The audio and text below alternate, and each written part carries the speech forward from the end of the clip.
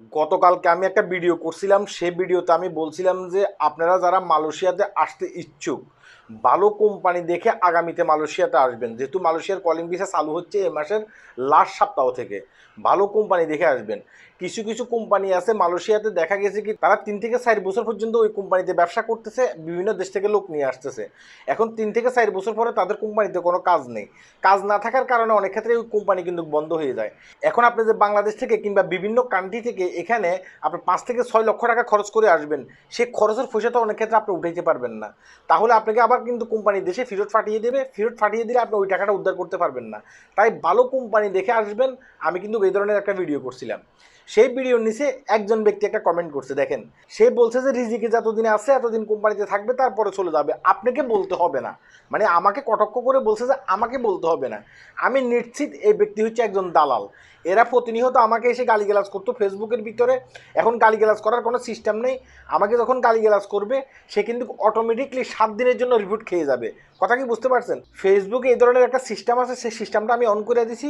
7 দিনের জন্য সে automatic report খেয়ে যাবো। এই কারণে সে কি করতেছে, ডাইরেক্ট গালিগালাজ না করে এখানে এসে কটাক্ষমূলক কথা বলতেছে।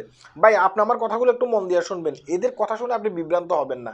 ধরেন আপনি একটা কোম্পানিতে আসছেন, আপনার চিন্তা ভাবনা হয়েছে আপনি 10 থেকে 12 বছর ওই কোম্পানিতে থাকবেন, বেতন যদি কমও হয় প্রতি মাসে মাসে যেন আপনি বেতনটা ঠিকমতো পেয়ে যান, এবং কি আপনি 5 থেকে 5.5 লক্ষ টাকা খরচ করে যে মালয়েশিয়াতে আসবেন সেই টাকাটা যেন আপনি উঠাইতে পারেন। এখন ধরেন আপনি একটা কোম্পানিতে আসছেন, সেই কোম্পানি আমি প্রথমে বলছি যে সেই কোম্পানি দেখা গেছে কি 3 থেকে 4 বছর পরে কোম্পানিটা বন্ধ হয়ে গেছে।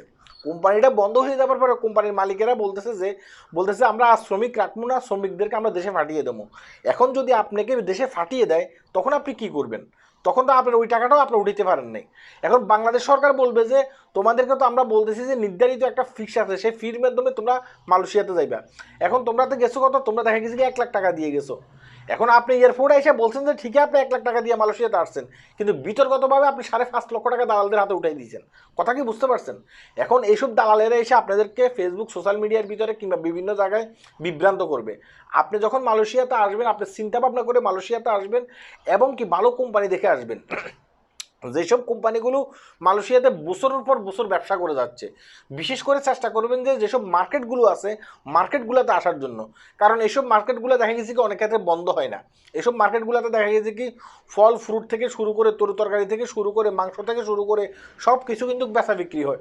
আমি কিন্তু এটা নিয়ে অলরেডি ভিডিও করছি কয়েকটা, আপনারা আমার ভিডিওগুলো দেখলে বুঝতে পারবেন। আপনি যদি কোনো একটা কোম্পানিতে আসেন, এই কোম্পানিতে দেখা গেছে কি রং তৈরি হয়, এই কোম্পানিতে দেখা গেছে কি গ্লোভস তৈরি হয়, এই কোম্পানিতে দেখা গেছে কি অন্যান্য সরঞ্জাম তৈরি হয়। এইসব কোম্পানিগুলো দেখা গেছে কি কিছুদিন পর কন্ট্যাক্ট না পাইলে বন্ধ হয়ে যায়। কিন্তু খাবারের দোকানগুলোতে আসবেন, তারপর আপনার এই যে মার্কেটগুলোতে আসবেন, যেসব মার্কেটগুলোতে ফল ফ্রুট কাপড় চোপড় এগুলো বিক্রি হয়, এগুলো কিন্তু বন্ধ হয় না।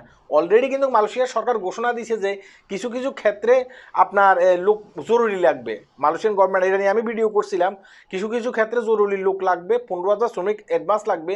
যেমন মামাইকের ডাইগুলো আছে, মানে এই যে ইন্ডিয়ান যেসব হোটেলগুলো আছে এইসব হোটেলগুলোতে লোক লাগবে, তারপর আপনার হসপিটালে লোক লাগবে, কয়েকটা জায়গায় লোক লাগবে। আমি ভিডিও করছি, সেই ভিডিওটা আপনারা গিয়ে দেখে আসতে পারেন। এসব জায়গাগুলোতে আসলে আপনি কম বেতন হইলেও দীর্ঘদিন পর্যন্ত থাকতে পারবেন, এবং কি আপনার যে টাকাটা আপনি দালাল ফালালদেরকে বেশি দিয়ে আসবেন সেই টাকাটা আপনারা উদ্ধার করতে পারবেন। আর অন্য অন্য জায়গায় আসলে আপনারা কিন্তু উদ্ধার করতে পারবেন না। আশা করি বুঝতে পেরেছেন। এটা একটা গুরুত্বপূর্ণ ভিডিও ছিল। যদি মনে হয় যে ভিডিওটি শেয়ার করার দরকার তাহলে ভিডিওটি শেয়ার করবেন। আল্লাহ হাফেজ।